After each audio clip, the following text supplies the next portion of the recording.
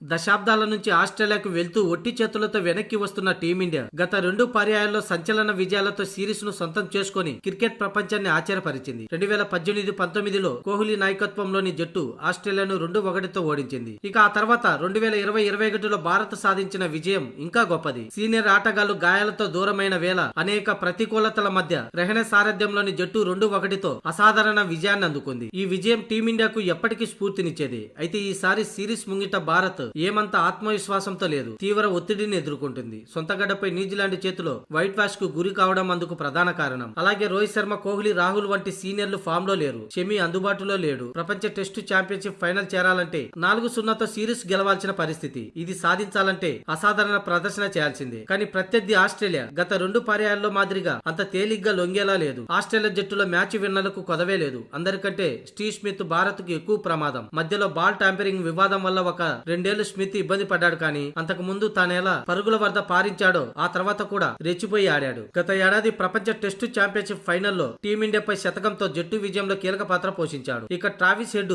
నిరుడు WTC ఫైనల్లో అలాగే వన్డే ప్రపంచ కప్ తుది పోరులో భారత్ ను కొట్టిన దెబ్బను ఎవరు మర్చిపోలేరు. ఓపెనింగ్ లో ఉస్మాన్ ఖవాజా, 3వ స్థానంలో లబుషన్ లాంటి నాణ్యమైన బ్యాటర్లు ఉన్నారు. ఇక బౌలింగ్ లో ఆసీస్ కు తిరుగులేదు. ఇక ఆస్ట్రేలియా తుది జట్టులో ఒకే స్పిన్నర్ కు అవకాశం వస్తుంది. కానీ ఆ ఒక్కడు మామూలోడు కూడా కాదు. లయన్ ఎలాంటి పిచ్చి పైనైనా రన్ చేసి వికెట్లు సాధించగలడు. ప్రస్తుత టెస్టులో ఆస్ట్రేలియా మంచి ఫామ్ లో ఉంది. ఆ జట్టు తన చివరి 3 టెస్టుల సిరీస్ ను సొంత గడ్డపై మీదే ఆడింది. వెస్టిండీస్ తో సిరీస్ సమం చేయగా న్యూజిలాండ్, పాకిస్తాన్ లపై సిరీస్ ను క్లీన్ స్వీప్ చేసింది. ఇక ఇప్పుడు 9 నెలల తర్వాత భారత్ తో కీలక సిరీస్ కు సిద్ధమైంది. అందరికంటే ముఖ్యంగా టీమిండియాకు పెద్ద ప్రమాదం మాత్రం స్టీవ్ స్మిత్ అలాగే ట్రావిస్ హెడ్. ఈ ఇద్దరు టీమిండియా బౌలర్లపై మంచి పట్టు ఉంది. వారిని కట్టడి చేస్తే టీమిండియా కాస్త కూస్తో పైచేయి సాధించే అవకాశం ఉంది. కాగా ఈ నెల 22న పెర్త్ వేదికగా బుమ్రా సారథ్యంలోని టీమిండియా, ప్యాట్ కమిన్స్ సారథ్యంలోని ఆస్ట్రేలియా జట్లు తమ తొలి మ్యాచ్ లో తలపడబోతున్నాయి.